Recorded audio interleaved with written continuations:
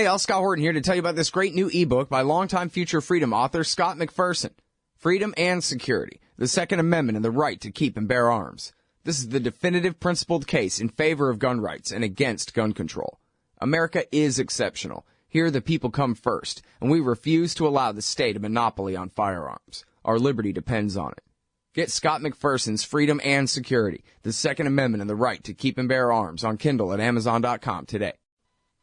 All right, y'all. Again, there's a new order around here at the Scott Horton Show. I quit doing the live show. I'm going to still be on KPFK 90.7 FM in LA, KUCR, and KDRT in Riverside and in Davis out there in California, so that's good. But the daily live show is now over, but I'm still going to be doing interviews. Appreciate all the outpouring of support and emails and tweets and concerns and thanks and everything, everybody, a lot. But I'm still going to be doing the live show, 1 or 2 interviews a day, as per usual. I encourage everyone to sign up for the podcast feed. If you want to hear these interviews, just go to scotthorton.org/interviews, or just on the front page at scotthorton.org, you can sign up for the RSS feed in the right side of the page there. And I guess occasionally I'll be doing some just me stuff, and I'll be posting that in the full show feed. For those of you who like the just me parts, you might want to sign up for both. But most of the content for now is going to be coming through here on the interview only feed. And that's because I got a book to write. And I got to get cracking on this thing, or it's just never going to get done. And doing the show in the middle of the day is just making it impossible. And so that's the deal. Thanks very much, everybody. Sign up for both podcast feeds if you still want all the content. Right there in the right-hand margin at scotthorton.org. And now, Coleen Rowley. All right, y'all, introducing Coleen Rowley. She was Person of the Year, Time Magazine Person of the Year in 2002 for blowing the whistle on the FBI's failure to attempt to stop the 9/11 attacks. Of course, was the lawyer for the FBI's Minneapolis office that had arrested Zacharias Moussaoui and were unallowed to search all his belongings until after. They're forbidden from even going to the judge to ask for permission to search until after. Hell of a story, and we've got a previous interview or two about that if you want to go check it out. But anyway, welcome back to the show, Coleen. How are you? Oh, I'm okay. We just survived a blizzard here in Minnesota. Oh, that's good. It's going to be about 75 here in Austin today, so, just so you know. Seriously, very happy to have you back on the show, and happy to see that you're part of this project here. Hillary is a neocon at HillaryIsAneocon.com. Now, I don't think she's married into the Podhoretz family exactly, but pretty close as far as ideology goes. You guys start out at the very top of the page here with a quote from Robert Kagan. Who's Robert Kagan? He's the co-founder with William Crystal of the Project for the New American Century that, plotted and planned through the 90s to have basically to seek this full spectrum dominance through waging wars and various, regime change. Also what the neocons call creative chaos, which I think is a good thing to understand. Neocons are essentially just equated with the creative chaos that we've seen when they got their opportunity, their new Pearl Harbor of 9/11. And Robert Kagan has been one of the main people constantly pushing for wars and various coups around the world. All right, and then the quote here is, for this former Republican, and perhaps for others, the only choice will be to vote for Hillary Clinton. The party cannot be saved, but the country still can be. So making his preferences clear. And then, of course, you even have a quote from Dick Cheney saying that, well, at least out of the current administration, she's the best of them, huh? Yeah, I mean, the connections between Cheney, are that Victoria Nuland, we were just talking about Robert Kagan, the founder of the Project for the New American Century. Well, his dear wife, Victoria Nuland, was the assistant to Dick Cheney. And then Hillary hired her to become spokesperson, and then eventually rise up to be like an assistant director in the State Department, and she's the architect of the coup that toppled the Ukrainian government, successfully toppled the Ukrainian government, and then put in some of their neo-Nazi favorites.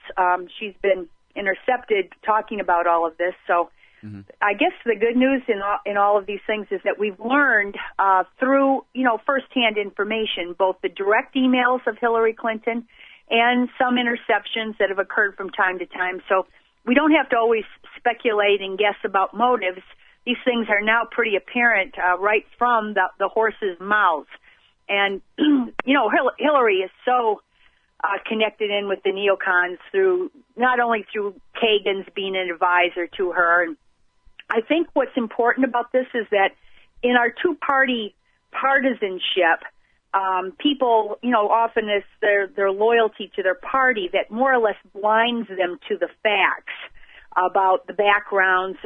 People have kind of a bad feeling. I think even party partisans have kind of some misgivings about Hillary Clinton. That's why she didn't win in 2008. They know that she's had this long history of scandals and deceit and constantly being investigated for various, wrongdoing. So even the partisans know that. But I don't think they realize how deeply she's connected, even like with Kagan, for instance. Kagan, by the way, was an advisor to McCain. So if the party partisans understand that this isn't about party loyalty or somehow that you can trust the leader of your party, this is essentially about the fact that the War Party, which is this neoconservative, very controlling movement in Washington, D.C. and think tanks, actually is behind Hillary Clinton. Mm-hmm. And I think that's the thing that, many of your listeners will already know, but the majority of people out there don't. And it's why this website's important. I mean, these things, I think, if people allow themselves to read it, will shock the average American voter. It won't shock, readers of antiwar.com will know some of these things, and readers of Consortium News, etc. But the average person out there, it's kind of sad. Mm-hmm. I go to some party things, and I'm like dismayed to find that people don't know any of these things. Yeah, all the dominant narratives are, well, she'll be the first woman president, and she's got experience. She's got lots of foreign policy experience. She really knows what she's doing. She's not just some amateur. That they say anything about foreign policy, it's just that. But mostly it's all about just shattering that glass ceiling and, oh, it's finally her turn because she waited patiently and these kinds of things. And, it's really, I got to blame Sanders for all of this. If he really wanted to win, he could nuke her off the planet just by mentioning a few pertinent facts, as you have them listed here on this page, Hillary, is at neocon.com. And he just keeps, for months and months and months, he does nothing but pull his punches. Occasionally he hits her over Libya, but he kind of just says, you got to read the New York Times series about it, which no one's going to do. You know what I mean? Yeah, it's, I don't know what the motivation for that is. Of course, political advisors around you will be trying to tell you the winning strategy, and a lot of it is to keep your mouth quiet about various scandals, especially when they are not assured of how public opinion will react. So possibly that's what he thinks.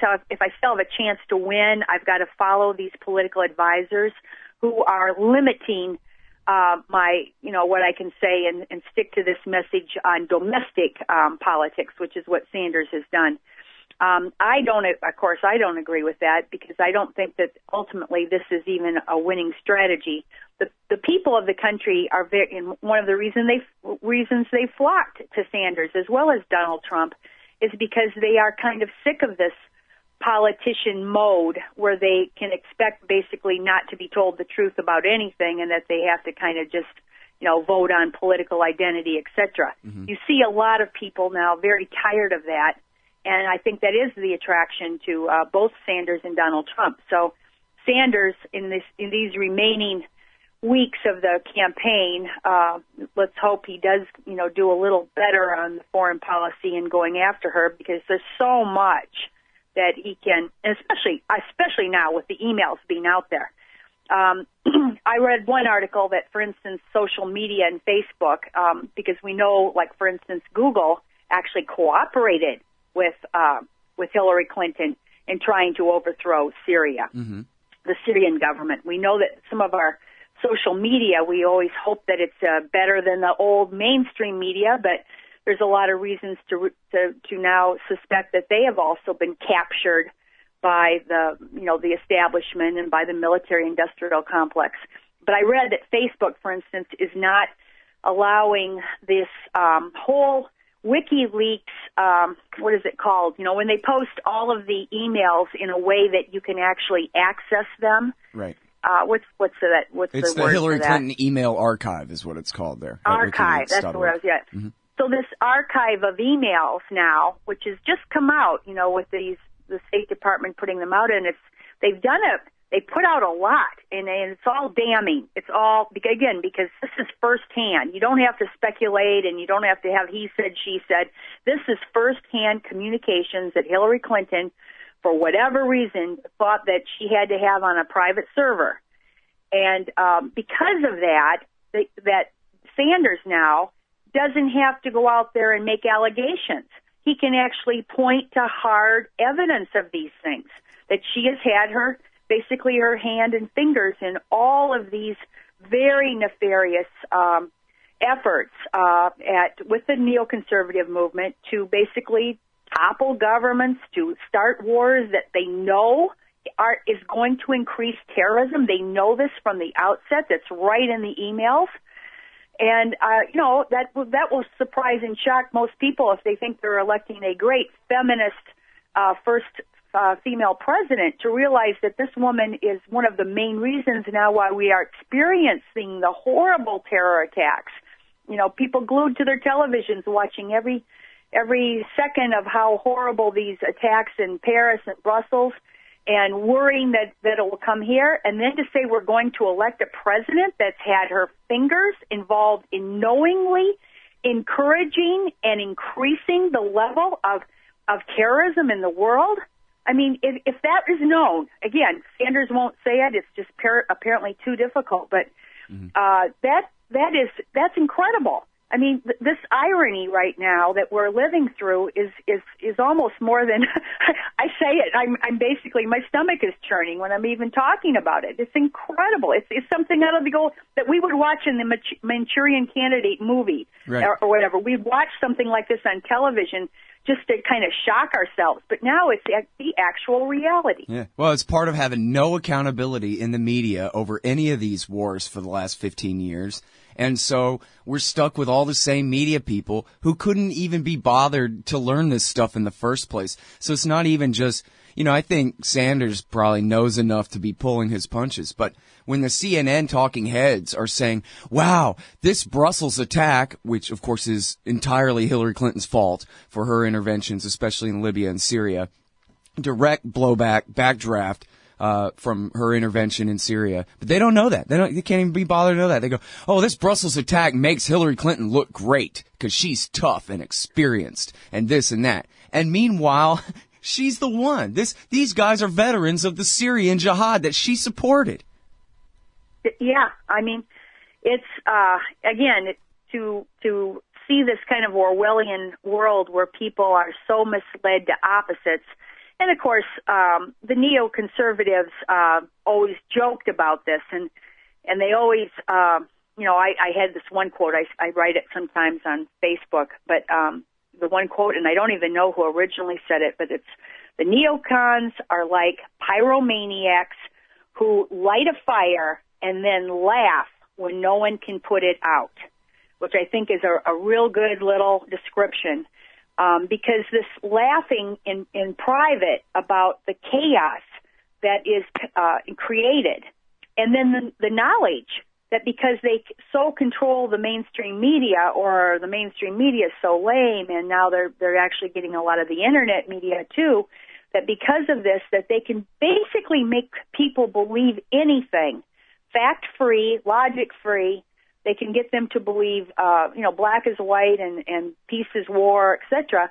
And it's a real powerful. Can you imagine how heady that would be if you're in these positions where you realize that you can basically, what did Rove call it? Make your own reality, because the reality is opposite. But But if you can make your own reality through controlling the media, and again, once that happens a couple of times, you can just see how this just goes right to your head. I mean, obviously, this is something that we've seen in old movies where, power corrupted.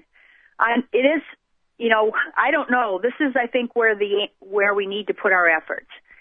People really need to put their thinking caps on, because again, there's a relatively small number of people that read, that listen to your show, and there are also people in levels of expertise. For instance, in the CIA, in the Joint Chiefs, there are analysts who understand this very clearly.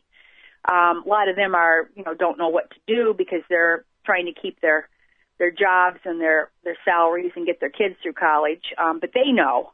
And even Obama, this Obama doctrine, whatever it is, 20,000 words that came out, even he finally picked up on, the fact that this so-called playbook in Washington, D.C. is really wrong, was really resulting in disastrous consequences. So I think that part of it, too, is the disastrous consequences when they're only on Afghans and Pakistanis and Yemeni and Syrians and Iraqis. That is, like I go back to those analysts that know they know the game. They know what's going on. But it's bad. These people are dying, millions of people, but they're still not me. When this chaos that they thought they could control now reaches Brussels and Paris and then San Bernardino and other places, I think ultimately that will be the only way that people inside these environments will become whistleblowers. Because now they themselves, their own kids, their family. There's a new documentary coming out about drone warfare that I just saw, and I even met the director once, called National Bird. It's airing at Tribeca, and it aired in the Berlin Film Festival. And the film review of it is exactly the same. They said once a drone strikes somebody in the United States walking on a street, killing all the civilians in the immediate vicinity, then people are really going to start thinking about this. But as long as it's seen as only killing foreigners, even though it's killing civilians and children, it's just almost impossible for people to care enough. Yeah. So I've been thinking long and hard. How do we get people to really wake up? And there's a few things that I think need to happen and that we maybe can help along. Well, the real sad thing is probably the first time a terrorist uses a drone to kill an American, they'll say, look, everyone, history began today. And they hate us because they're Muslim and because we're good and innocent. And we tried leaving them alone and not hurting a single Arab or Muslim for the last 25 years, and that didn't work. So I guess now we're going to have to start our war against them. Same thing they did 2 days ago after the Brussels attack. When it's obvious for any idiot, you don't even have to really care. All you have to do is slightly pay attention for the last 5 years. And America has been trying to overthrow the Assad government by backing a bunch of jihadists. That is what has led to, and then we stabbed them in the back and started bombing them. The very same ones we were backing. And that's what's led to this. It's so clear. And yet, shrug, they just pretend.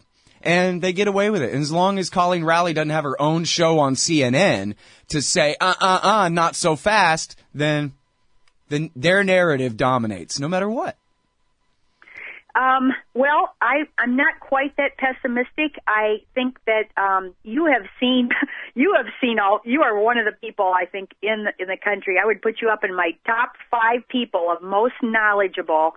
Because again, you pierce right through the propaganda, and you've seen it so many times. Well, that's very kind of you to say. You didn't need the Hillary emails to know exactly the same things.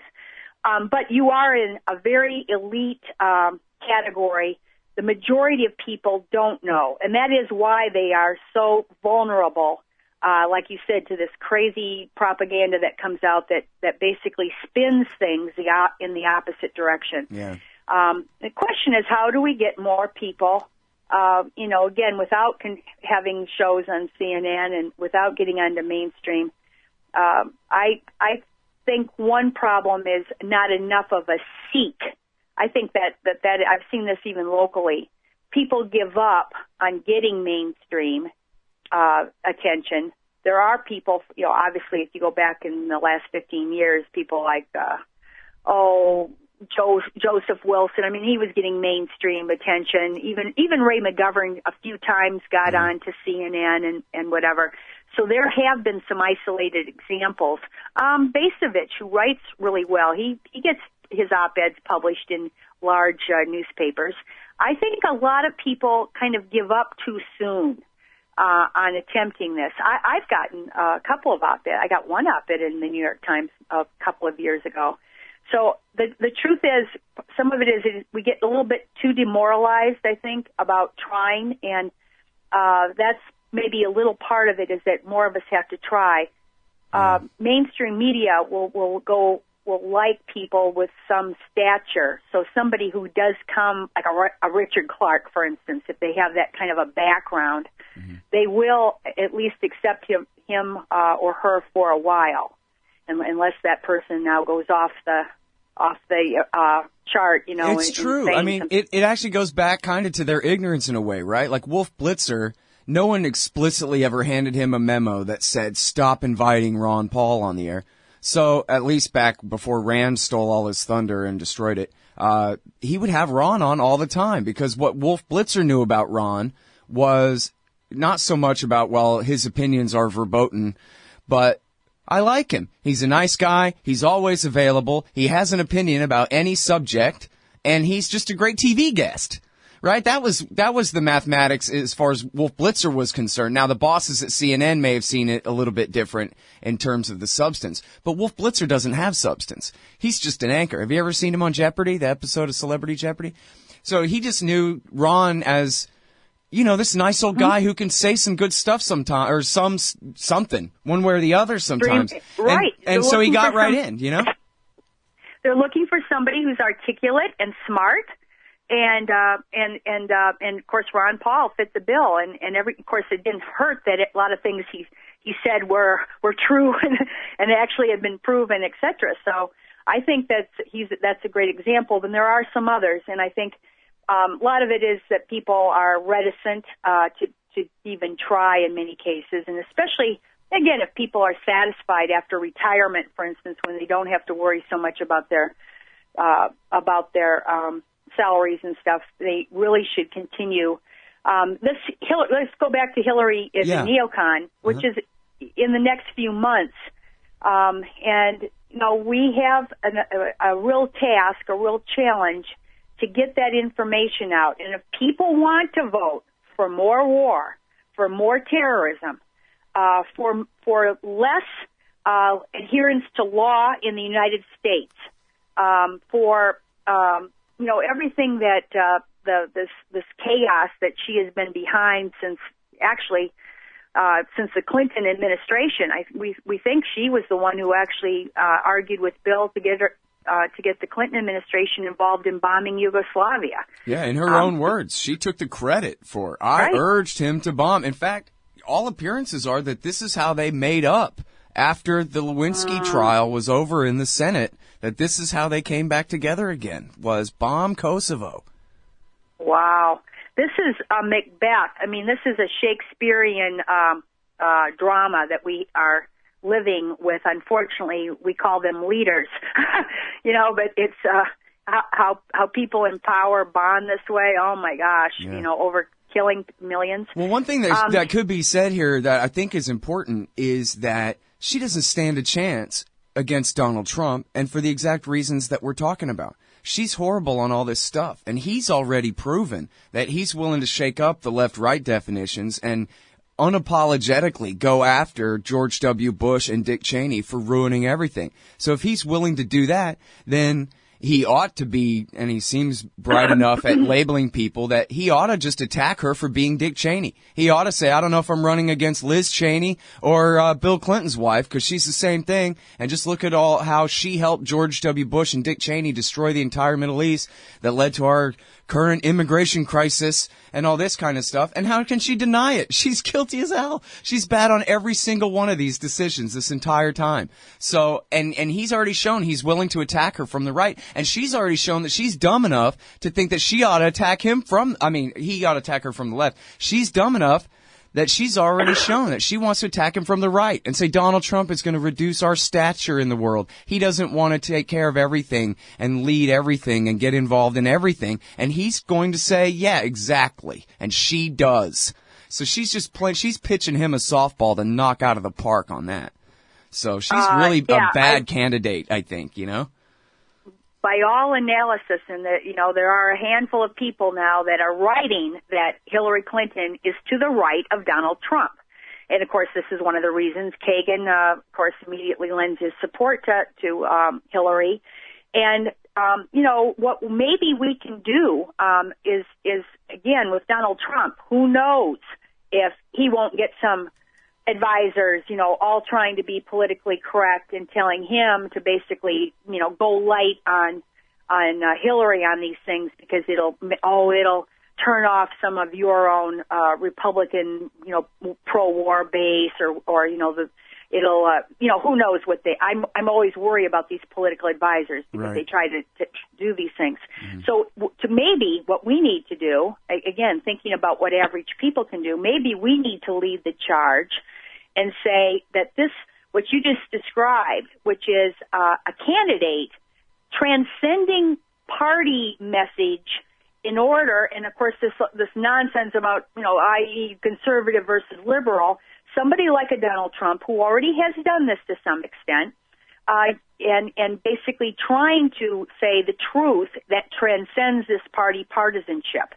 And push in that direction right now, so that, in fact, if he does have political advisors who try to tell him to go the partisan route and, be careful, I'm, of course, what I'm afraid Sanders is following to some extent, mm-hmm. that is less important.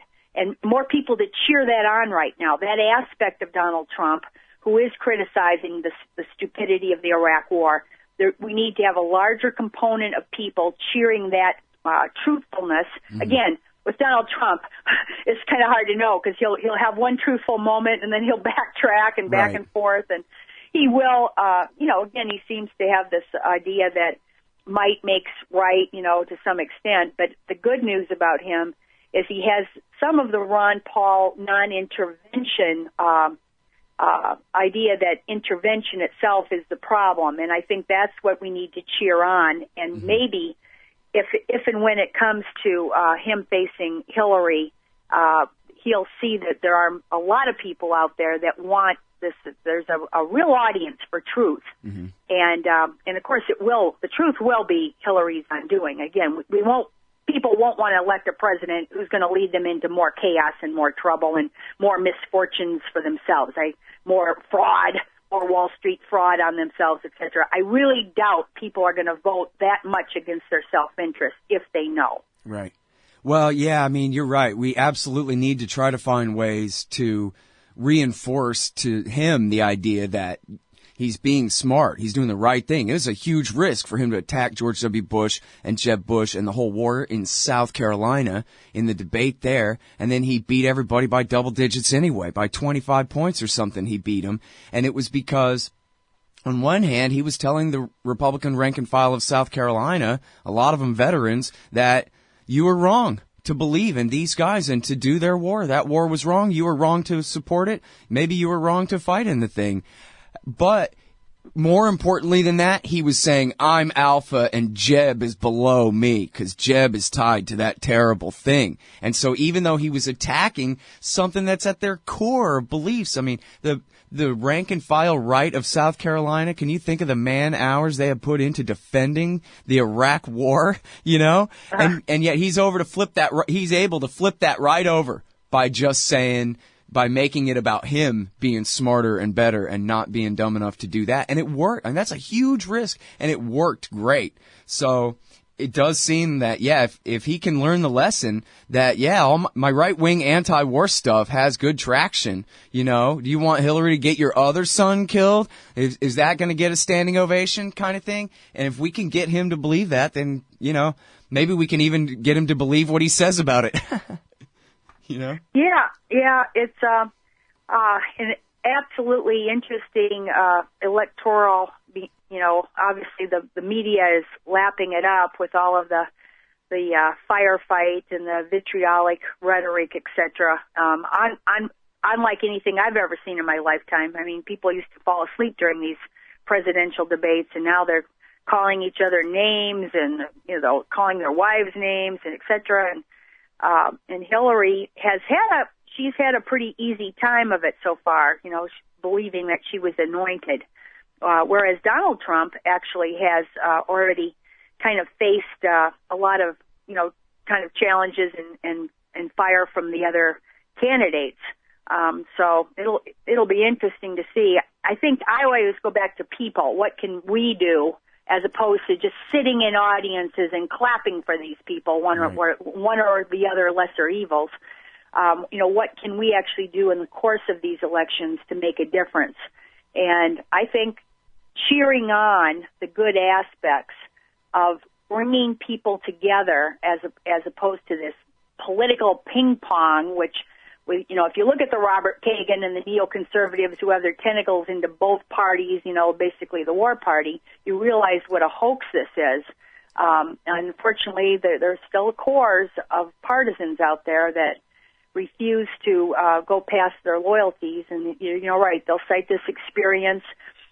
One of the things I've tried to counter on Facebook is this argument that it really matters who is president, even if you don't like them personally, even if they're dangerous on foreign policy and everything else. It matters because they'll get to appoint the next Supreme Court justice or justices. And I've tried to counter to people, if they really were to examine the track voting records of many Supreme Court justices, they wouldn't even know what president appointed them, whether it was a Republican or Democrat, because once the justice gets appointed to a life term, there's quite a number that have totally changed their stripes, and they also compromise, and they often, with Kennedy, for instance, he switched from one side to the other. So people putting a lot of stock into this idea that the Supreme Court makes such a difference, the appointments, is not valid at all. And again, because we have checks and balances with Senate, and sometimes they go through 2-3 candidates at a time, it's just not that important. But that is always the fallback on party partisanship.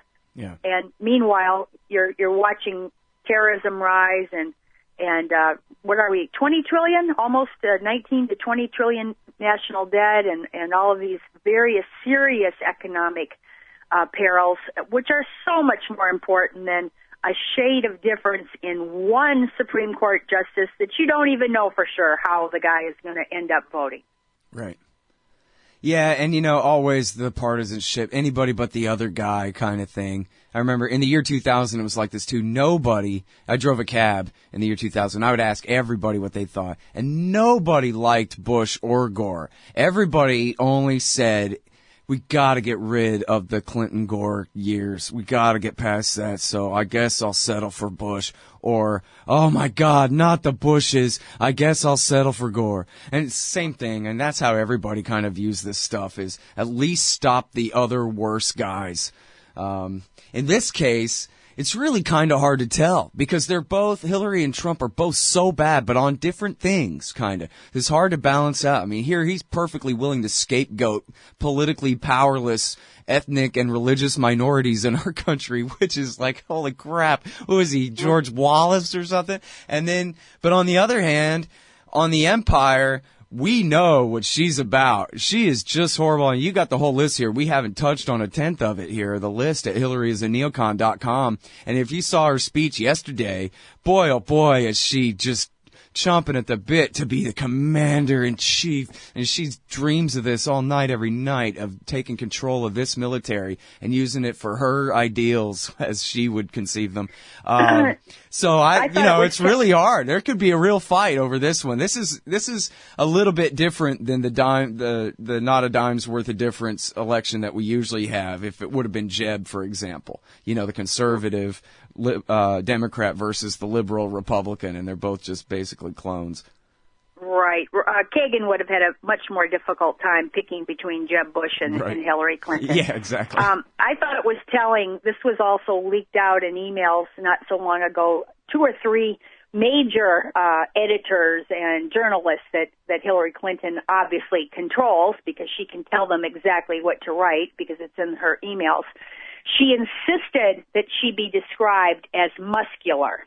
That word, muscular. Yeah. And of course, that's a little bit of a code word for I'm willing to kill. I'm willing to kill. Everybody realize I am strong. I'm not. She's so afraid of being being looked at as a female. Of course, that's the image that females are effeminate. They're nicer, kinder, gentler. By the way, not true at all. From my background in the FBI with the first female agents, I don't think it's true at all that females are inherently kinder. I think that's kind of a liberal myth. And I think it's especially not true when you have your first females in a male-dominated situation, because there's a psychological need to compensate, just as kind of like these chicken hawks, sitting in their armchairs, have this need to compensate because they don't have military experience, when a Petraeus walks in. So they have to actually promote themselves and appear as if they're more bloodthirsty than, Eisenhower or Petraeus, even though they have had Zippo experience. Well, for anybody whose tiny feelings are offended by what you say, the same thing is true just for Democrats in general, of course, that they have to be extra tough so that they're not criticized for being weak, wimpy Democrats. So you add femininity to the equation, it's just the same problem, only worse, right? Only Nixon could go to China. If a Democrat had gone to China, they'd have hanged him. And I think that perhaps she's been told this for 20 years by political advisors, too, that she has to appear muscular. And that word then makes it into all the descriptions in these articles of her crony reporters. And, the thing is, she's polished. I'll say one other difference between Trump and Hillary is a neocon. She's a neocon, but because she's such a polished politician and so smooth talking. By the way, smooth talking is also overlaps with psychopathy. But people who are able to really, talk to an audience and make them think something that they're not even saying, and she hardly says anything. Her speeches are very, up in the clouds, not saying a whole lot, but she's very good at that. Trump is more on the George Bush level.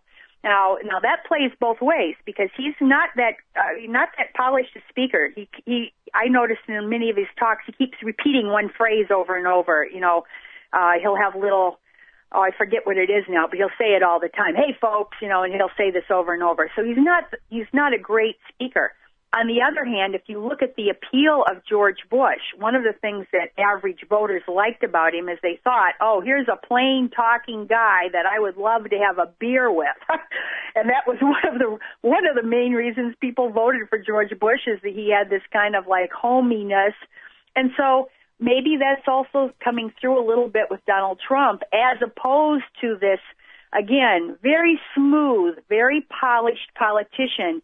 But unfortunately, with that smoothness, people are grasping that that's covering for a lot of really bad, deceitful things that she's done in her lifetime, and still facing. By the way, there's some chance that the FBI, maybe not DOJ, but there certainly is some chance the FBI may push for her to be prosecuted on this email, her carrying on our private servers. Mm-hmm. Well, we're already seeing that they're leaking to the papers how upset they are that, of course, they're not going to be allowed to do anything. So there's going to be a steady drumbeat like that all the way to the election for sure. And yeah, I mean, when it comes to identity, this is what the cartoonist Scott Adams, the guy that does the Dilbert blog, This is what he keeps saying about Trump, is that Trump is the master persuader, and he understands that it's all about not really, reason or real arguments or policies. It's all about identity. And even though Trump is a billionaire from New York, he can play like he's one of us. Maybe I'm a rich jerk, but I'm on your side. I'm your rich jerk against the rest of them. And I'm such a rich jerk, believe me, I know how to handle them. And so I'm with you and it's us against them. And she doesn't understand that kind of thing. She doesn't know how to. Now he has to broaden that, and he has to say, in the general, that he is talking about blacks and Mexicans and Muslims too, and all Americans, which is something that he's been, running hard to the right on all those things. And he may have overdone it to a crippling point by now, I think. But I think once it's the general election, he starts tacking back to the left. He has that thing where basically everybody from Bangor, Maine to San Diego, California is supposed to be able to identify with him on something. And he's on every side of every issue. But she'll be the candidate of the women that, rich yuppie women that listen to NPR and basically nobody else. Yeah, I think that that's her base. The so-called people that believe themselves to be feminists, and of course led by Gloria Steinem. And I keep thinking, can't Gloria Steinem see this? Oh my gosh! I mean, I think she's got to be a little brighter than going out there and following the orders to Albright and who was it? Albright and somebody else that said, "Oh, you young females, why can't you get behind Hillary Clinton?" And of course, Gloria Steinem leaped to the challenge, but a lot of people were offended by that, and a lot of young millennials thought that was horrible. So we'll have to see. Maybe that'll get kind of overplayed too. Yeah. It's hard to know. Again, I think I keep going back to what can we do, what can people do here, and I think I don't know any answers there. I keep thinking about it. I go on social media a lot and keep thinking that maybe you can make some inroads over time. And that's the thing that's the same thing I'm doing too. It's my best idea is, I guess talk about it. Try to keep the conversation going, try to point out that WikiLeaks that everybody else forgot about or whatever it is that we can do. And check it out, everybody. Coleen Rowley. And I think, as soon as I have better ideas, I'll let you know. But Ron Paul is gone. And Rand proved that Ron is the only good politician ever or ever will be. And so, maybe we can try to force bad politicians to sound like us and try to adopt our policies a little bit is the best we've got. But, and this is on your list. It's at the top of your list. And she keeps saying, when Sanders criticizes Obama, I would never criticize Obama. She criticizes Obama all the time for not backing Al-Qaeda in Syria enough. And she has outright said that he was wrong, as you say here. He was wrong to not launch that war against Syria in 2013. Right. And I look for, I hope, I guess I don't look for it, but I have maybe too much optimism that even eventually Obama, towards the end of this thing, might actually, be more vocal himself. Because yes, he is the one. He now admitted he's going to campaign for her is what he's going to do. I think he's going to what? He's going to campaign for her. I hope he doesn't. Yeah. Well, he admitted bombing of Libya, which created a vacuum, and more. ISIS and Al-Qaeda has regenerated in part because of Libya, used also to send arms to Syria, and Obama admitted in that long interview that was a mistake. Well, who led him into that mistake? Who ruined his legacy in that way? Well, it was Hillary Clinton, and he's going to campaign for her? Yeah. I mean, again, it's hard to have any grasp of what is going on in these politicians' heads, but it certainly doesn't make sense. Yep. And I'm sorry I trailed off there. I had lost my train of thought, but I was going to say that you were right, that people can make a difference. And the part of what we can do about it was that in that botched Syria war of 2013, which she and Israel supported so bad that Obama eventually said no to, the American people were against that war. Right-wing talk radio across the country was against that war just as much as the hippies. And they just had, in one poll, it was 6% to 94%, or maybe it was 92 with 2% undecided or something like that. But it was just the biggest super duper majority against a war probably in human history. That really helped to stop that war in 2013. So even Obama and even, our national security state, to some degree, they are answerable to the people when we have a real consensus and when right. we're against the worst things they're trying to do, which, like the torture thing. It's not like they really stopped, but they sure did back down a lot because of the public outcry about it, Yes, and those are great examples of where, and the feature that is in that example you just mentioned was that it transcended political party. The consensus went outside of one liberal, conservative, whatever identity that you have, and it transcended that, and I think that's the answer. They all those politicians, there's one thing out there that they live and breathe by, it's pollsters. And so when you have that happen and you can actually make people understand that this is not a question of party loyalty, and it is a question of right and wrong, and it's, it's going to have terrible consequences upon us directly, as well as, of course, everybody else. When that can happen, the politicians then do. It's not like they're completely unaccountable. When that happens, they will change their stripes. In fact, they'll change rather rapidly if they realize that the public. It's just a question of when the mainstream media is so kind of corrupted with what the politicians want, and it's this breakthrough point. This breakthrough to that is where you need to get. And there are some examples. And I think that even Obama's last year and a half, and again, once he realizes the Obama doctrine or whatever, which is less intervention, it's certainly not non-intervention, but he realized apparently at some point, less intervention was good. And so, that's a pretty good sea change from where he started. And, when he starts talking about the playbook in D.C., I think it's kind of a code for this neoconservative dominated belief that we can control full spectrum dominance of the world through constantly shifting alliances and arming rebel groups to topple governments and launching wars and whatever. So once that all is seen for what it is, which is now disastrous, I think it'll be very quick once that happens. And we might be on the verge of it. Let's hope. Let's cross our fingers that maybe Donald Trump, I still have slight hope Obama might come out with somebody powerful. And then in between times, all of us out there constantly with our little voices.